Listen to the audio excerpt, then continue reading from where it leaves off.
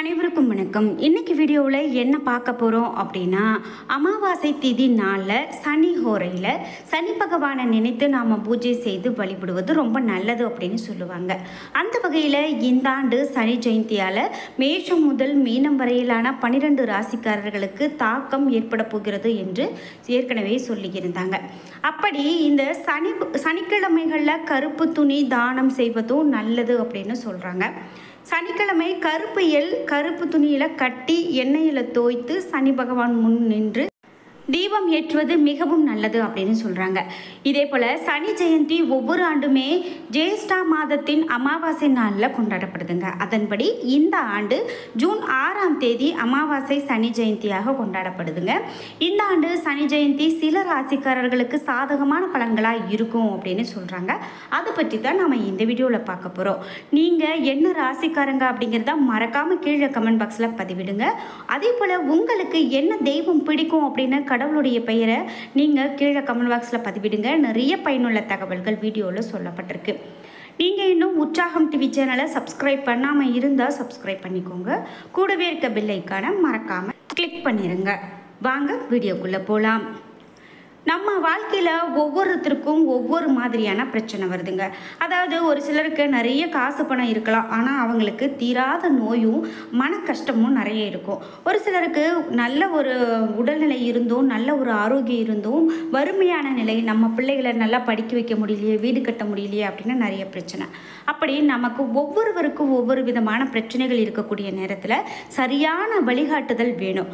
அந்த வகையில் வராகியம்மன் ஜோதிட நிலையத்தில் நம்மளுடைய எல்லா பிரச்சனைகளுக்கான தீர்வுகளுக்கான, அதாவது நாம் இந்த தீபத்தை ஏற்றலாம், இப்படி பரிகாரம் செய்யலாம், இந்த கிரகநிலை உங்களுக்கு இது போன்ற விஷயங்களை செய்து கொண்டு இருக்கிறது என எல்லா விதமான பிரச்சனைகளுக்கான தீர்வாகவும் வராகியம்மன் ஜோதிட நிலையத்தில் சொல்லப்படுதுங்க.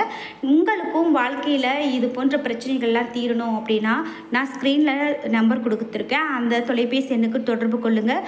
கண்டிப்பாக உங்களுடைய எல்லா பிரச்சனைகளுக்கான தீர்வுகளும் கிடைக்கும். வாங்க வீடியோக்குள்ளே போகலாம். முதலாவதாக மேஷம் ராசி. எதிர் திசையில் சஞ்சரிப்பதன் விளைவாக சனி பகவான் மேஷ ராசிக்காரர்களுக்கு நிறைய தொல்லையை கொடுக்க போகிறாரு அப்படின்னே சொல்லலாம். சனி உங்களுடைய அனைத்து வேலைகளுக்கும் தடையாக செயல்படுவார். இந்த ராசிக்காரர்கள் நிறைய நிதி இழப்பை சந்திக்க நேரிடலாம். தொழிலில் முன்னேற்றம் உங்களுக்கு குறைவாகத்தான் இருக்கும். கணவன் மனைவி உறவு அப்படின்னு பார்க்கும்போது விரிசல் ஏற்படலாம். யாருடனாவது உங்களுடைய வாக்குவாதம் அதிகரிக்கும். இந்த ராசிக்காரர்களுடைய ஆரோக்கியத்திலும் நீங்கள் அதிகமாக கவனம் செலுத்தணும் அப்படின்னு இந்த அமாவாசை திதியை முன்னிட்டு மேஷ ராசிக்காரர்களுக்கு சொல்லப்படுது. அடுத்ததாக ரிஷபம். சனியினுடைய பிற்போக்கு இந்த ராசிக்காரர்களுக்கு மிகவும் நன்மையை கொடுக்கும்.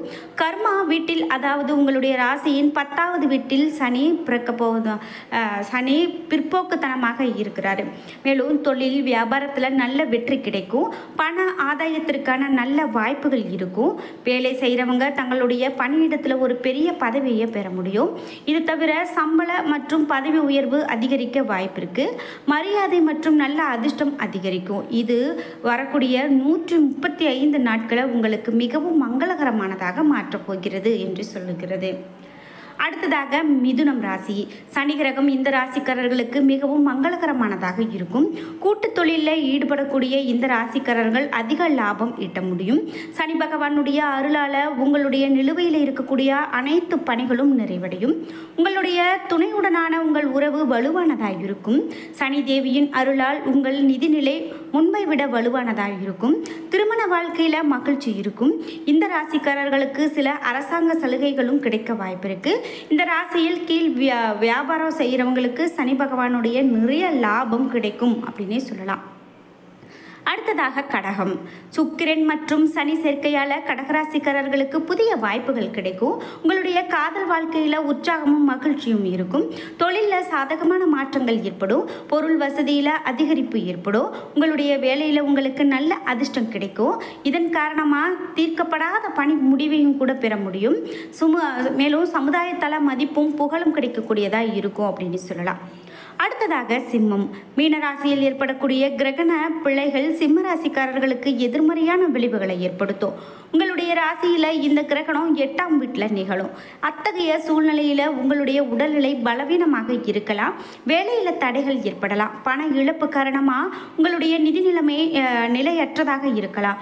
வேலையில் சக ஊழியர்களுடன் வாக்குவாதம் ஏற்படுவதற்கான அறிகுறிகள் இருக்குது. வாழ்க்கை துணையுடன் ஏற்பட்ட கருத்து வேறுபாடு காரணமாக மன உளைச்சல் ஏற்படலாம். அடுத்ததாக கன்னிராசி.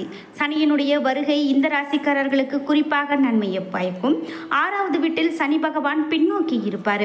அத்தகைய சூழ்நிலையில் நீங்கள் சர்ச்சைகளில் இருந்து விடுபடுவீங்க. எதிரிகள் தோற்கடிக்கப்படுவாங்க. நீதிமன்ற வழக்கில் வெற்றி பெறுவீங்க. தனிப்பட்ட வாழ்க்கையில் ஆடம்பரங்களை அனுபவிப்பீங்க. உத்தியோகஸ்தர்களுக்கு பதவி உயர்வு, சம்பள உயர்வு கிடைக்க வாய்ப்பு இருக்குது. அடுத்ததாக துலாம் ராசி. துலாம் ராசிக்காரர்களுக்கு மாணவர்கள் மற்றும் வேலைகளை தவிர படிப்புக்கு போதுமானதாக நேரம் ஒதுக்குவது நல்லது. அதாவது ஒரு மத நிகழ்வில் பங்கேற்பீங்க. சொத்து வாங்கினா நன்றாக இருக்கும் அப்படின்னு இந்த காலகட்டத்தில் நினைப்பீங்க. தேவைக்கு ஏற்ப வாகனம் தேவைக்கு அதாவது உங்களுக்கு தேவையில்லாத சமயத்தில் வாகனத்தை ஓட்ட வேண்டாம். மனைவிடமிருந்து நீங்கள் எதையாவது ரகசியமாக வைத்திருந்தீங்க அப்படின்னா பிறகு சண்டையை ஏற்படுத்தக்கூடும். அதனால் சரியான நேரம் பார்த்து சொல்வது நல்லது. அடுத்ததாக விருட்சகம். 4 கிரகங்களில் 7வது அம்சம் இந்த மாதம் உங்களுடைய ராசியில் இருக்கும். அத்தகைய சூழ்நிலையில் குடும்ப கண்ணோட்டத்தில் இந்த நேரம் உங்களுக்கு மிகவும் நன்றாக இருக்கும். ஒவ்வொரு விஷயத்திற்கும் உங்கள் குடும்ப உறுப்பினர்களிடமிருந்து முழு ஆதரவையும் நிதி நன்மைகளையும் பெறுவீங்க. வரக்கூடிய ஆண்டில் நீங்கள் மூதாதையர் சொத்துக்களை பெற முடியும். மேலும் திருமணமானவர்கள் இந்த காலகட்டத்தில் தங்களுடைய மாமியாரிடமிருந்து நிதி நன்மைகளை பெறலாம். ஆன்மீக பயணத்திற்கு செல்லவும் வாய்ப்பு இருக்குது. அடுத்ததாக தனுசு ராசி. தனுசு ராசியில் அதிபதி குரு. இவர்களால் மற்றவர்களை தன்பால் ஈர்க்க முடியும். தனுசு ராசிக்காரர்கள் தங்களுடைய துணைக்கு முத்தமிடுவதன் மூலமாக தங்களுடைய துணையை மேலும் வலுப்படுத்த முடியும் அப்படின்னு சொல்கிறாங்க. அடுத்ததாக மகரம். சனியினுடைய பிற்போக்கு காரணமாக மகர ராசிக்காரர்களின் பிரச்சனைகள் மிகவும் அதிகரிக்கலாம். ஆனால் நீங்கள் என்ன பிரச்சனை வந்தாலும் அதை சரி செய்யக்கூடிய மன தைரியத்தை கொண்டவர்களாக இந்த மகர ராசிக்காரர்கள் இருக்காங்க அப்படின்னு சொல்லலாம்.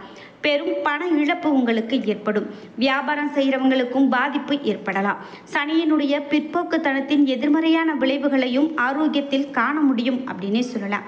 வரப்போகக்கூடிய ஆண்டில் உங்களுக்கு நீங்கள் கவனமாக இருக்க வேண்டும் என்றே சொல்கிறாங்க. அதனால் இனி வரக்கூடிய நாட்களில் நீங்கள் கவனமாக இருக்கிறது மிகவும் நல்லது. அடுத்ததாக கும்பம் ராசி. அடுத்ததாக கும்பராசி சனி பகவானுடைய சொந்த ராசி. இந்த ராசியில் வசிக்கும் போது சனி பகவானின் பின்னோக்கி சனி பகவான் போகிறார் அப்படின்னே சொல்லலாம். சனி உங்களுடைய ராசியின் லக்னத்தில் வைக்கப்படுகிறார் அப்படின்னே சொல்லலாம். இதனால் உங்களுக்கு நல்ல ஒரு அதிர்ஷ்டம் கிடைக்கும். மரியாதை கிடைக்கக்கூடிய காலகட்டமாக கும்பராசிக்காரர்களுக்கு இருக்க போகுது. எனக்கு இத்தனை நாள் எனக்கு கிடைக்காத மரியாதை கூட இப்போ கிடைக்கிறதே, அதுவும் நீங்கள் எதிர்பாராதவர்களிடமிருந்து கிடைக்கிறதே என்று நீங்கள் யோசிக்கக்கூடிய அளவிற்கு உங்களுக்கு நல்ல ஒரு மரியாதை கிடைக்கக்கூடிய காலகட்டமாக கும்பராசிக்காரர்களுக்கு இருக்க போகுது. அடுத்ததாக மீனம் ராசி. இந்த ராசிக்காரர்களுக்கு சனி பிற்போக்காக இருக்க போகிறாங்க. எதிர்மறையான விளைவாக நீங்கள் சட்ட மோதல்களில் சிக்கிக்கொள்ளலாம். ஆனாலும் நீங்கள் கவனமாக இருக்க வேண்டியது நல்லது. சர்ச்சைகளை சந்திக்க நேரிடலாம். சனி பகவான் மீனராசிக்கு உரிய நிறைய தீங்கு விளைவிக்கக்கூடிய காலகட்டமாக கூட இருக்கலாம். ஆனாலும் உங்களுக்கு சனியினுடைய பார்வை ஏற்படும் போது அவை எல்லாம் விலகி நீங்கள் மிகவும் நன்மையை பெற போகிறீங்க அப்படின்னே சொல்லலாம்.